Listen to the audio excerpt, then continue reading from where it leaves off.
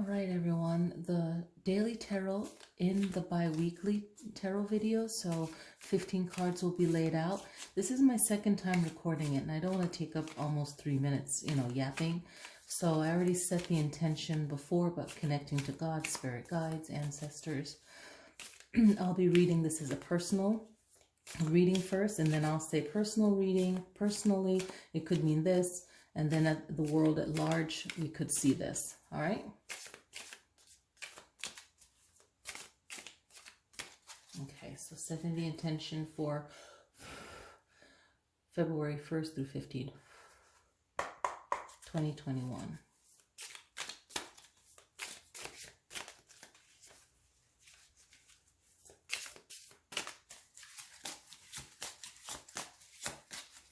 Okay.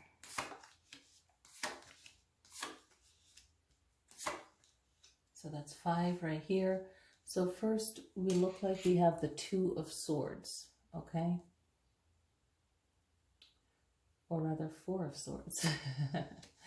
Okay, so we have the 4 of Swords first. All right, so let's just see what that will bring.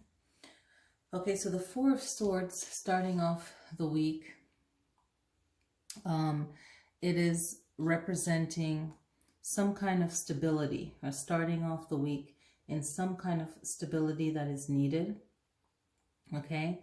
And to have that type of stability and the words to match yours. So you need that connection. So you're going to need the person to feel the same way that you do. You're going to need that same type of reaction, right? So typically this card is about rest and finding peace, but they need to understand how you're feeling and your need to rest, to relax. This is what the first is all about, is going into the month peacefully so that you can regain your strength, okay? And words are powerful too. Also, that's a personal reading. Also, in a bigger picture in the world, this could be more of a protective energy that starts out the month. Okay, so you can see actions of protecting, of bringing peace to a situation, right? Some form of justice. Now, here comes the 3 of Swords, okay? And the 3 of Swords is, it's reminding us of our heart and what's truly important. So it could be some kind of relationship issue that has to do with separation, sadness, grieving someone, heartbreak, some kind of sorrow or loss. So it's another day of feeling that strong emotion, and especially if that particular day has some kind of sad memory. But it's also a day of really flipping it into some form of healing and forgiveness. So you can, in the reverse, it would be that. Even though the card isn't in that reverse, it's still an opportunity to find some form of healing, right? And in the world at large, it could be some kind of heartbreak or sadness for that day, right? And putting out the positive energy, but one action has a reaction. On the 3rd, it's all about the money that you need or the money that you choose to manifest. That can also be, in the world at large, the money to, it'll be a day about money and how money is used or is not being used. So some kind of money issue for that day, okay? Now, this is the 7 of Wands, okay?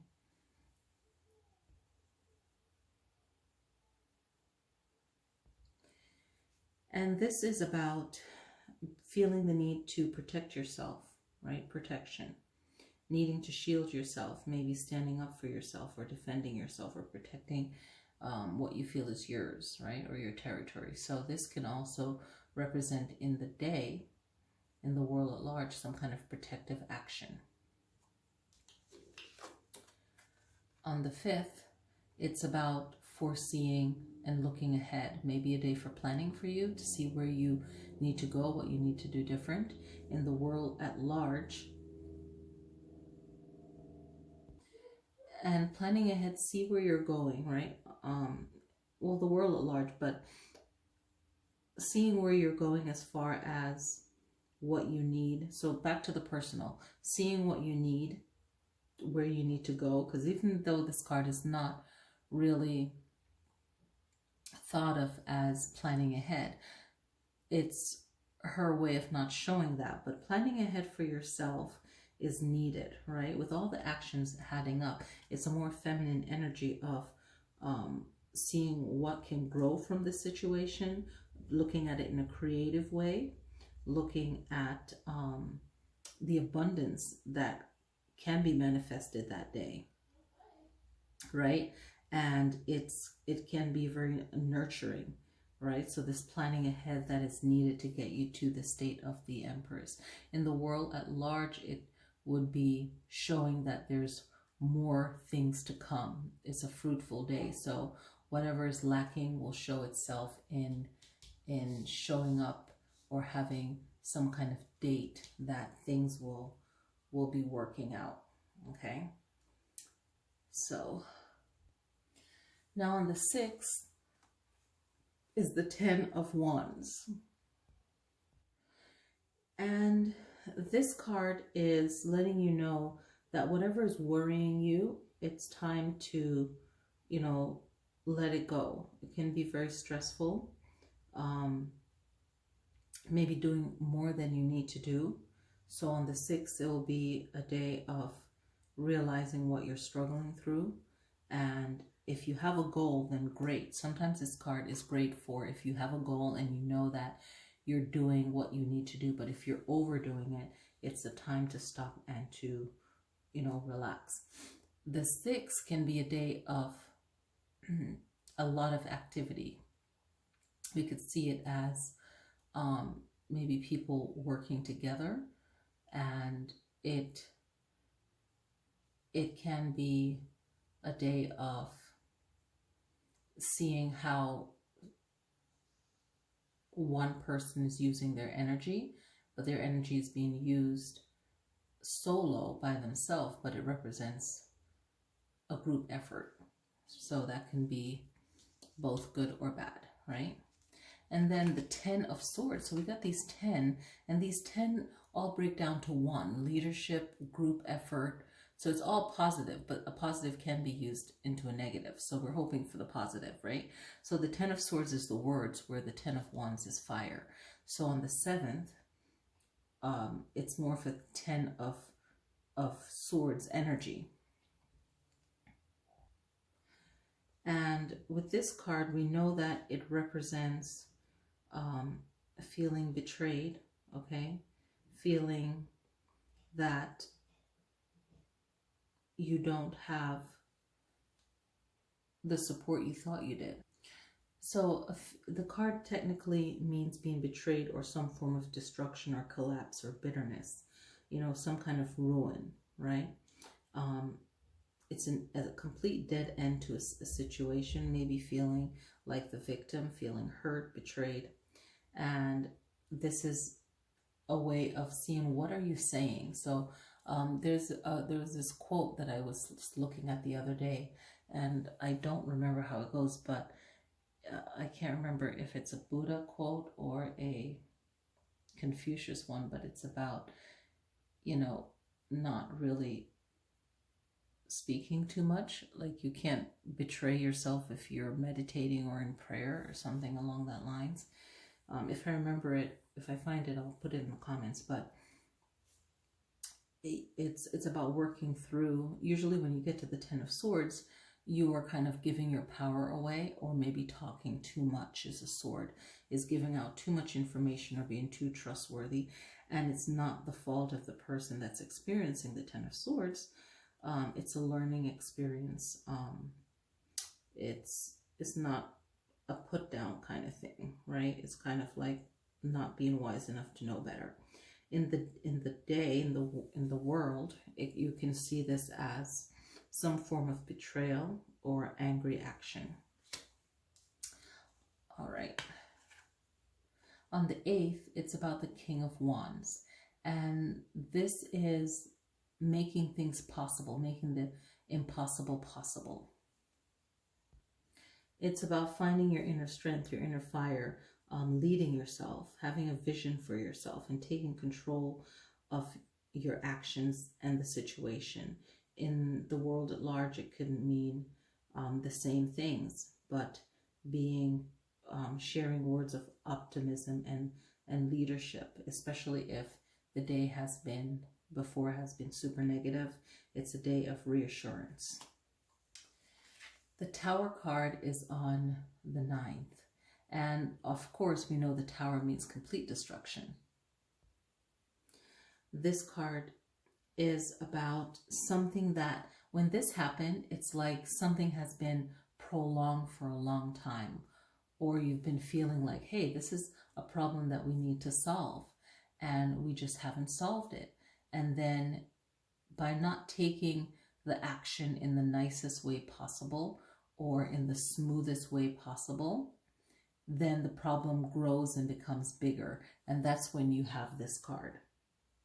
And it's complete chaos.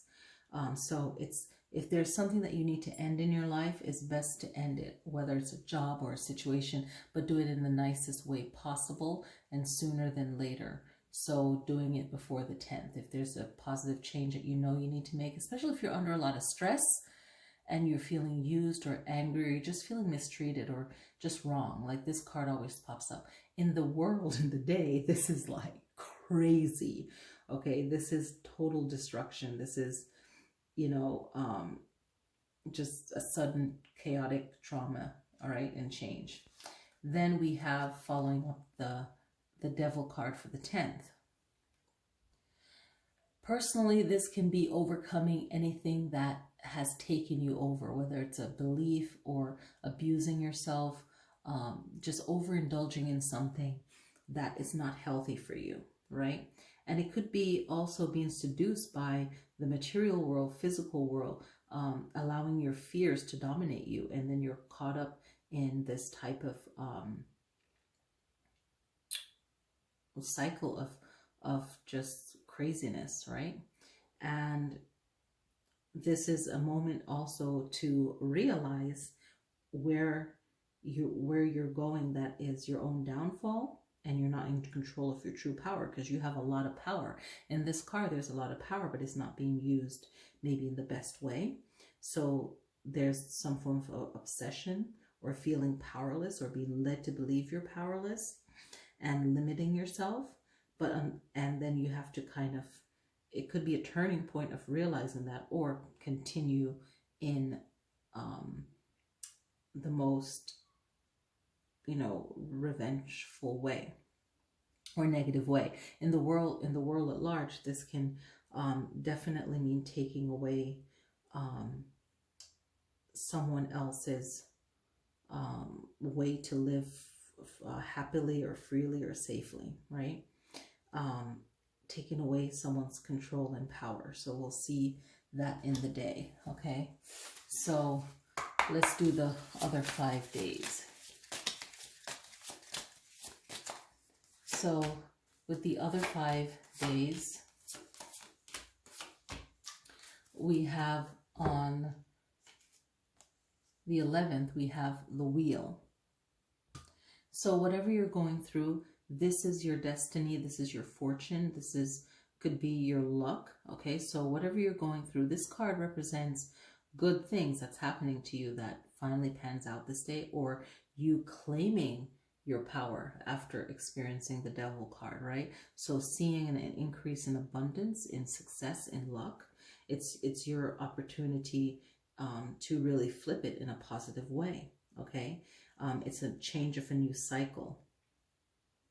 It's bringing some kind of unexpected event also, right? So it could go either way, positive or negative, and it's up to you how you'd want to shape that. So this wheel card could be a fate, and it could be positive or negative change, or it could be a good fortune change, kind of like a Jupiter energy, right?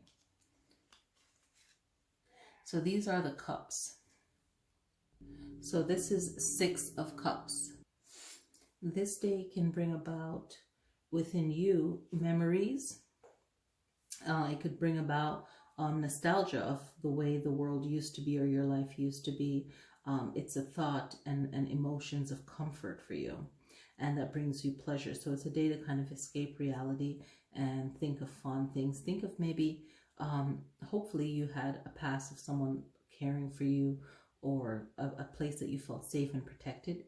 If you didn't have someone to protect you, or just thinking of maybe loved ones or people that really cared for you. So it's a memory lane kind of day. And the world at large can reflect that, and it could reflect it by bringing up past, you'll see in the day, bringing up past events that might lead up to certain situations that is happening in the present day, okay, for the 12th, okay. So this day can have a lot of review of history of the past. So the 13th is the Strength card, okay, and the Strength card represents, of course, being strong, leading yourself. This day is about winning, overcoming a major battle, okay, personally. It's you know, the conclusion, if you will, or just the finale of some kind of major problem that you've been going through, some kind of situation that you've been fighting, okay? And if you've been going through some kind of illness or recovering from any kind of injury, it can signify a great turning point in the day for you. It could be you being brave about something, being confident, right? Having the courage to do something that you need to do. A good day to strengthen your inner power. In the day, it could, in the day at large in the world, it could be a very powerful day in making a concrete change. We could see a real concrete change in the day, okay? The 14th. Okay, so this is a day to celebrate your accomplishment, right? So this is the card where the person is on a horse marching, and there's wreath and celebration. So this is success and victory, right? And the reward for all of the work that's been done leading up to this day, the 14th. And it's about the recognition of everyone that, of all of your work, really, right? And everyone that has helped you. So, you know, just thinking of your own inner power, your own strength that got you to where you are. And if there's people that helped you, then recognizing them as well. And having pride in yourself, feeling good about yourself, praising yourself, maybe even rewarding yourself. In the world at large, this could be, you know, a sad but well needed or overdue victory for something good, something positive that will kind of build up a wall of fire or of protection, right? So it's a day of really, it's and with 7, or yeah, with 7, it's like a karmic kind of lesson, right? Why am I saying 7? 6. It's like the 6 is like an opening, or like a new path, if you will. Okay, so 6, I feel it has many meanings, but what I feel it resonates with strongly is arriving to a certain point, right? Because 6 means like a starting point, opening a door. It's just a creation, the entryway. So I feel like it's an arrival point, right? and you think of all of the responsibility, all the actions taken to bring about this harmony and this balance into the world, right? So it represents this life force creation, cosmic energy of opening doors, an opening point, a start. It represents a start to something better. Okay.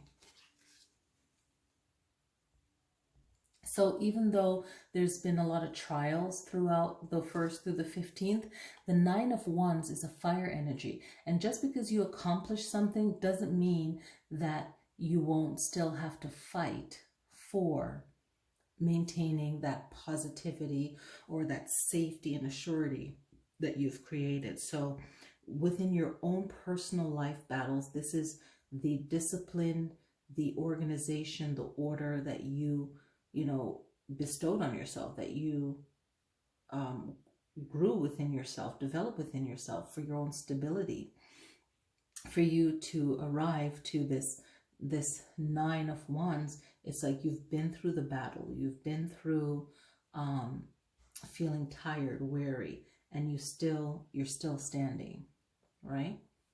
So it's kind of like that I'm Still Standing song. Okay, so it's just the perseverance in the world at large. It's going to be, if something positive came out of something negative in the world at large, then it's about still being resilient, right? And knowing that something good happened, but you succeeded in this level, but you're still close to another success. There's still more work to be done. There's still more maintaining that resilience, that fortress, right? To make sure that things don't move backwards instead of forward in a positive way, right? So we're in this, they call Aquarian age, right? So that's the reading. I really like these cards. They're really pretty. I think I might have to turn it a tad bit this way so you can see. I have my setup for the Valentine's reading. But yeah, it takes a while to kind of look at these cards and get used to them, and remember the Rider-Waite position, or images rather. So that's your bi-weekly reading, and I know I think I did the other one a little bit different, but this makes more sense pulling one card. All right, so I will see you guys next time. Click like, support the channel, help others to find it, and then review it and see if it falls in line with personally for you or the world at large. All right.